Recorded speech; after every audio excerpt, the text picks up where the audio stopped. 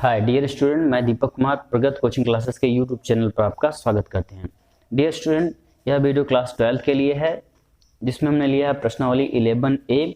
प्रश्न चैप्टर का नाम है त्रिविमीय ज्यामिति, भाग 4 है ये। प्रश्न नंबर 9 है, एक्स वाई और जेड अक्षों की दिक् को साइन ज्ञात कीजिए। देखिए, यह जो है एक हेडिंग है। हेडिंग का मतलब प्रॉब्लम तो है ही, पर यह इसको हम लोग पहले सॉल्व कर चुके हैं, पढ़े होंगे हेडिंग में कि अक्षों की दिक् कोसाइन क्या होती है। वही है, शॉर्टकट पूछे ये एक्स वाई जेड क्या होते हैं, अक्ष होते हैं। तो वही कह रहा है अक्षों एक्स वाई जेड की दिक् कोसाइन ज्ञात कीजिए ना। तो ये आपकी किताब में ना सॉल्विंग दी हुई, देखिए ये है। देखिए अक्षों की दिक् को डायरेक्शन कोसाइन ऑफ एक्सिस।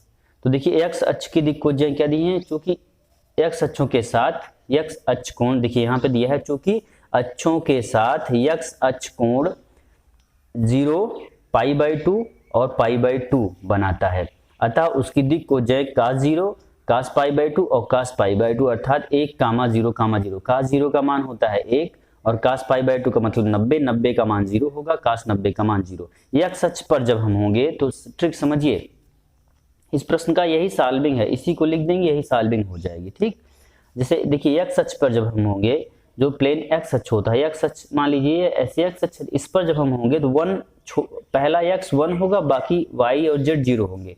3 अक्ष होंगे ना, एक्स वाई जेड, तो एक्स 1 होगा, वाई और जेड 0 होगा। क्यों होगा? क्योंकि यहाँ पे cos π/2 हो जाए, cos π/2 एक्स अक्ष पर होंगे तो वहाँ 0 होगा, तो वहाँ cos 0 लिखा जाएगा।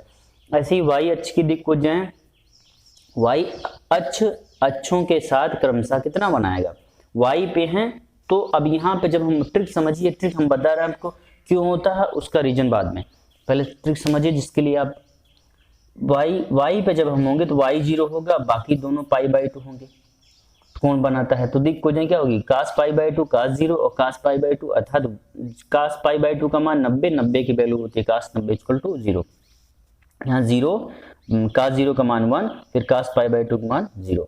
ऐसे जेड अक्ष पे आएंगे तो क्या होगा, जेड अक्षों के से क्रमशः कितना π/2, π/2 और जेड ये है ना एक्स वाई जेड, तो जेड पे 0 अंश का कोण बनाता है।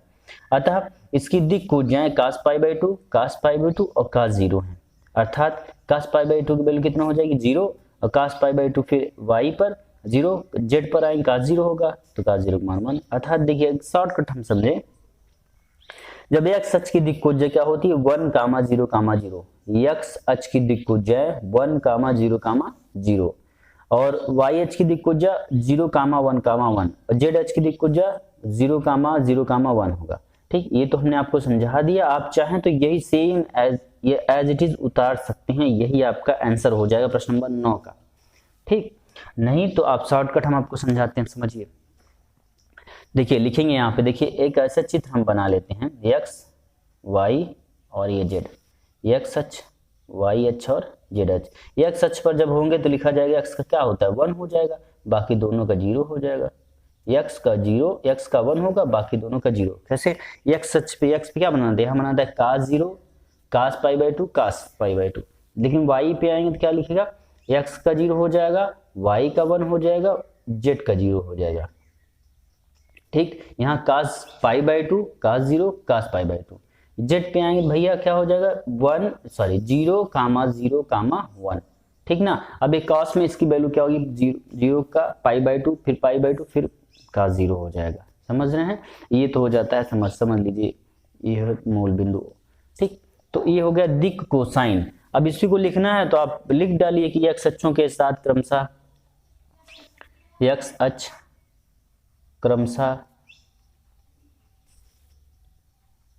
क्रमशः एक्स कामा वाई और जेड अक्षों के साथ, और जेड अक्षों के साथ, जेड अक्ष के साथ,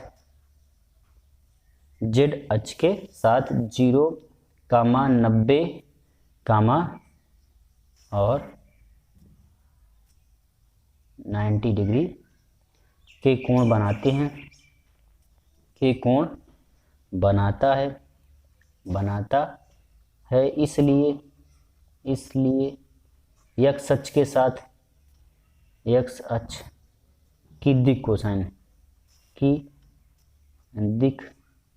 ये पूछा ना दिक् कोसाइन, दिक कोसाइन cos 0, फिर cos 90, फिर cos 90।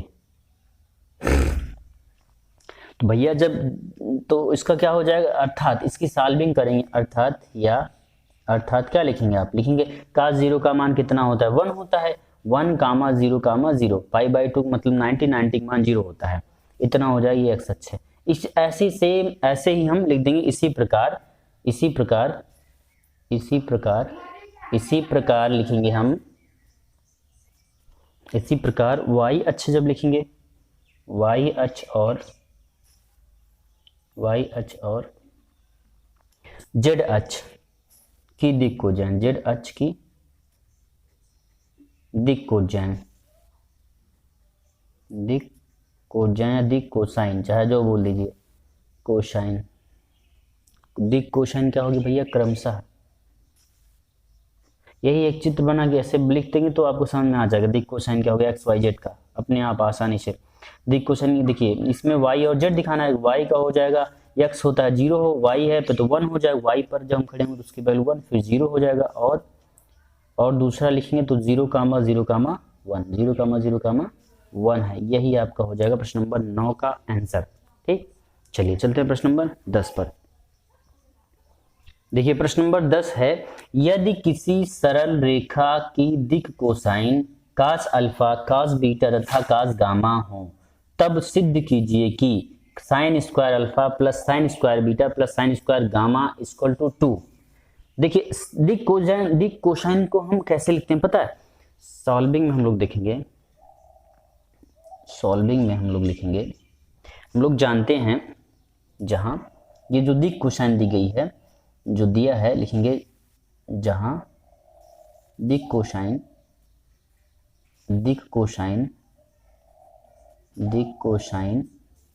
या दिक कोज्या क्या है, दिक कोज्या माना, लिखिए ब्रैकेट में माना यल इक्वल टू, क्या लिखते हैं आप लोग, यल इक्वल टू लिखा जाता है cos अल्फा होता है, यम इक्वल टू क्या होता है cos बीटा होता है ना, और यन इक्वल टू क्या होता है cos गामा होता है, हम लोग इतना जानते हैं। ठीक, और एक फार्मूला हम लोग जानते हैं, कौन सा, L square plus M square plus N square equal to 1 होता है ना। अब इसी पे क्या करिए, L cos alpha cos beta cos gamma रख दीजिए, तो लिखा जाएगा cos square alpha plus cos square beta plus cos square gamma equal to 1।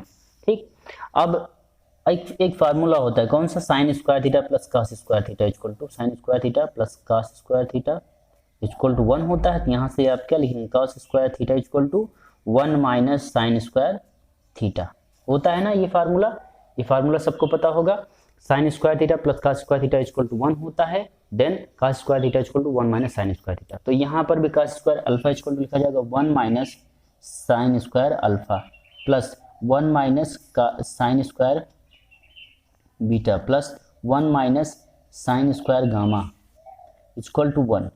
अब देखिए ये जितने 1 है, 1 1 1 धनात्मक हैं तो जुड़ जाएंगे, तो लिखा जाएगा 3 माइनस ब्रैकेट में sine square alpha plus sine square beta plus sine square gamma equal to 1। ठीक भैया, ब्रैकेट इसका क्लोज। अब क्या करिए, इस 1 को इस तरफ लेके आइए, तो क्या लिखा जाएगा 3 minus 1 equal to sine square alpha plus sine square beta plus sine square gamma.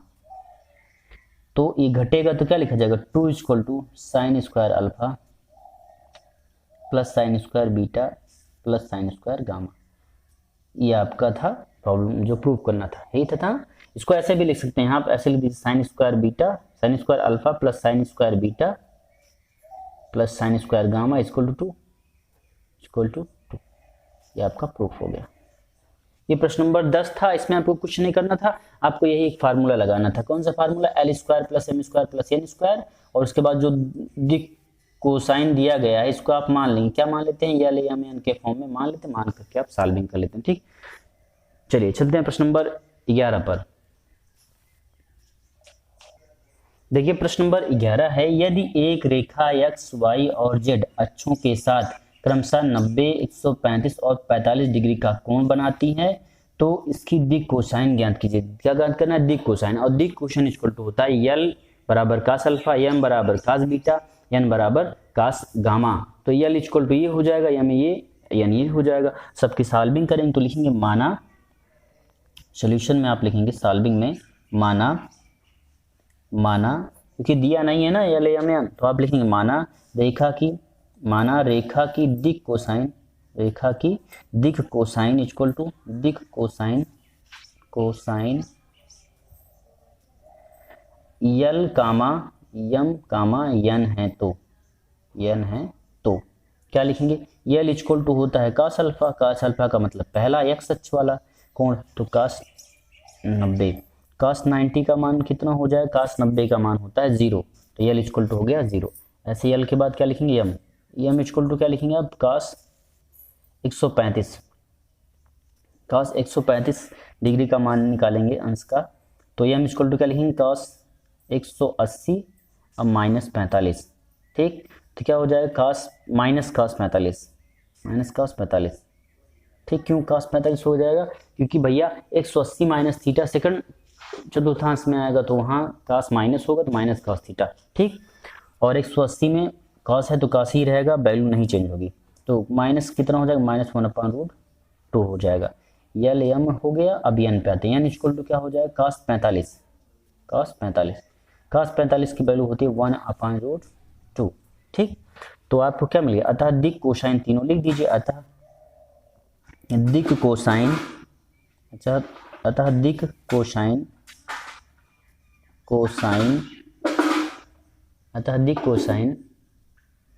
0, 1/√2